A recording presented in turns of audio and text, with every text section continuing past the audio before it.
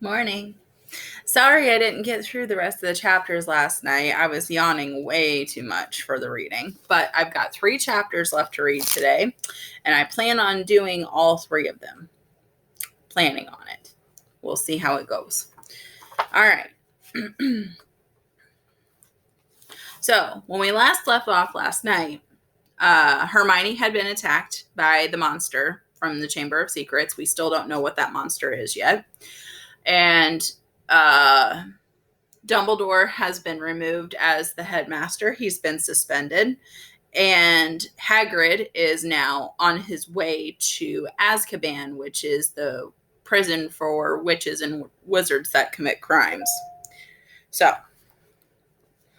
I'll turn off my phone just so I'm not distracted by the sound. So, that's where we left off at. And Harry and Ron were in the under the invisibility cloak, so they know everything that was said between Dumbledore, Mr. Malfoy, Cornelius Fudge, who's the Minister of Magic at this time, and Hagrid. So, let's see what happens next.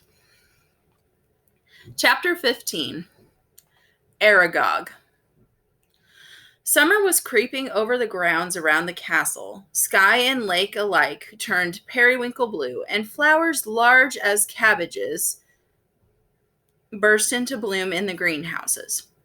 But with no Hagrid visible from the castle windows, striding the grounds with Fang at his heels, the scene didn't look right to Harry.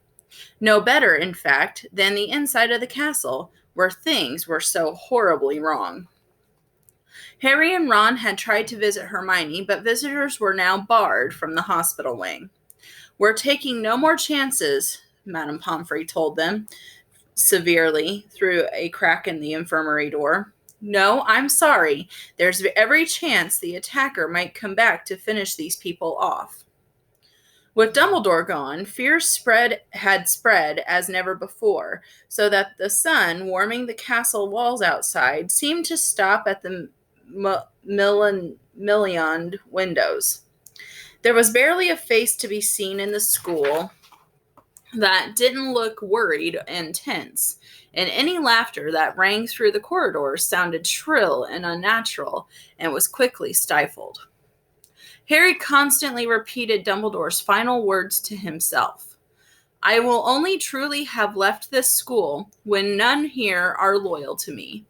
Help will always be given at Hogwarts to those who ask for it." But what good were these words? Who exactly were they supposed to ask for help? And when everyone... You're so rude. I'm sorry, that was my dog. She decided to bump my pillows and get comfortable again.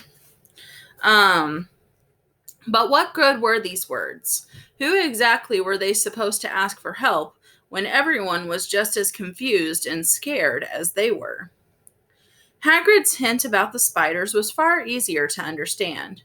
The trouble was, there didn't seem to be a single spider left in the castle to follow. Harry looked everywhere he went, helped, rather reluctantly, by Ron.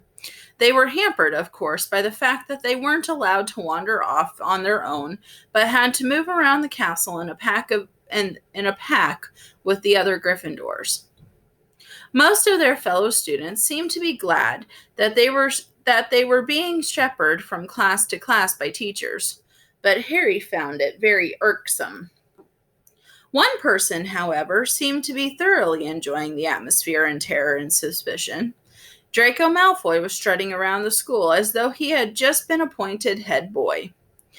Harry didn't realize what he was so pleased about until the potions lesson about 2 weeks after Dumbledore and Hagrid left, when, sitting right behind Malfoy, Harry overheard him gloating to Crabbe and Goyle.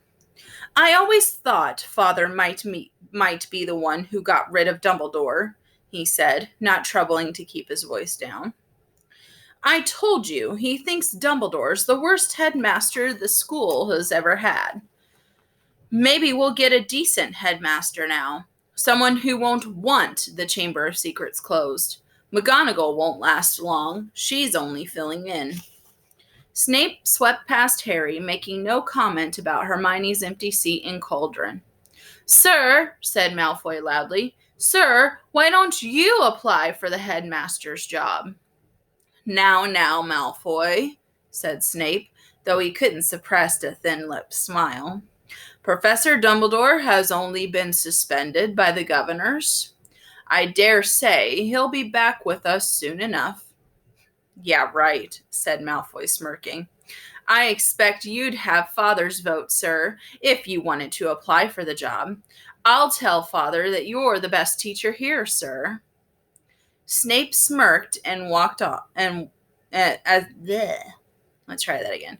Snape smirked as he swept off around the dungeon, fortunately not spotting Seamus Finnegan, who was pretending to vomit into his cauldron.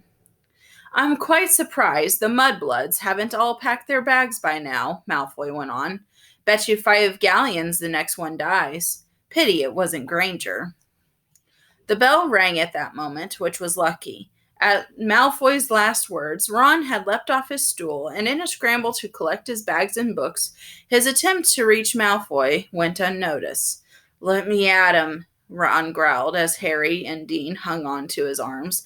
I don't care. I don't need my wand. I'm going to kill him with my bare hands. Hurry up. I've got to take you all to herbology, barked Snape over the class's heads, and off they marched. With Harry, Ron, and Dean bringing up the rear, Ron still trying to get loose. It was only safe to let him go when Snape had seen them out of the castle, and they were making their way across the vegetable patch toward the greenhouses. The herbology class was very subdued. There were now 2 missing from their number, Justin and Hermione. Professor Sprout set them all to work pruning the Abyssinian shrivel figs. Harry went to tip an armful of withered stalks onto the compost heap and found himself face to face with Ernie Macmillan. Ernie took a deep breath and said, very formally, I just want to say, Harry, that I'm sorry I ever suspected you. I know you'd never attack Hermione Granger, and I apologize for all the stuff I said. We're all in the same boat now, and, well... He held out a pudgy hand, and Harry took it. Ernie and his friend Hannah came to work at the same shrivel fig as Harry and Ron. That Draco Malfoy character, said Ernie, breaking off dead twigs. He seems very pleased about all this, doesn't he? Do you know, I think he might be Slytherin's heir. That's clever of you, said Ron, who didn't seem to have forgiven Ernie as readily as Harry. Do you think it's Malfoy, Harry? Ernie asked. No, said Harry, so firmly that Ernie and Hannah stared. A second later, Harry spotted something. Several large spiders were scuttling over the ground on the other side of the glass, moving in an unnaturally straight line as though taking the shortest route to a prearranged meeting. Harry hit Ron over the hand with his pruning shears. Ouch! What are you... Harry pointed out the spiders, following their progress with his eyes screwed up against the sun. Oh, yeah, said Ron, trying and failing to look pleased. But we can't follow them now. Ernie and Hannah were listening curiously. Harry's eyes narrowed as he focused on the spiders. If they pursued their fixed course, there could be no doubt about where they would end up. Looks like they're heading for the Forbidden Forest. And Ron looked even unhappier about that.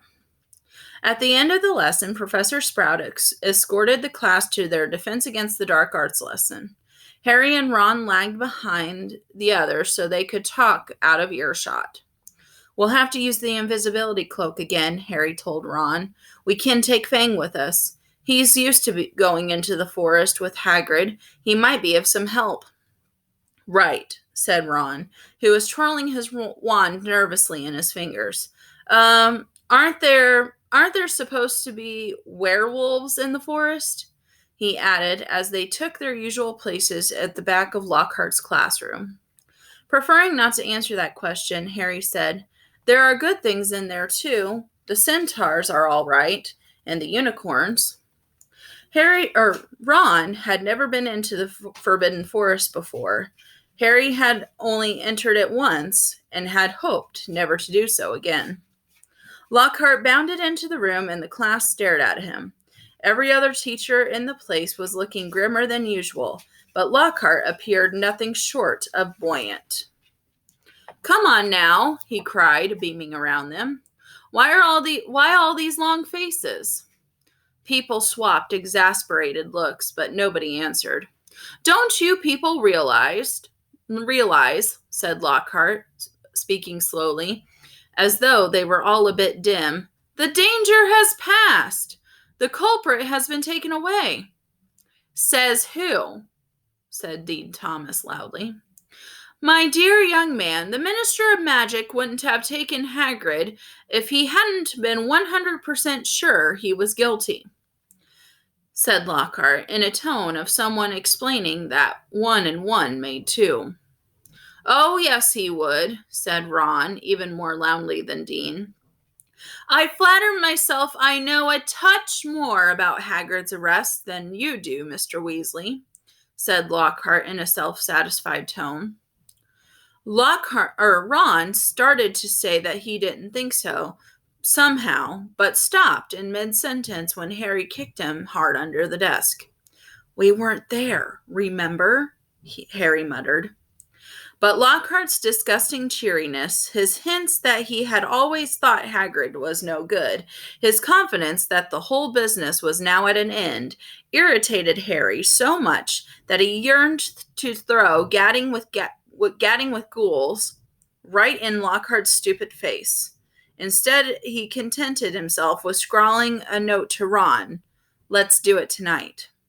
Ron read the message, swallowed hard, and looked sideways at the empty seat usually filled by Hermione.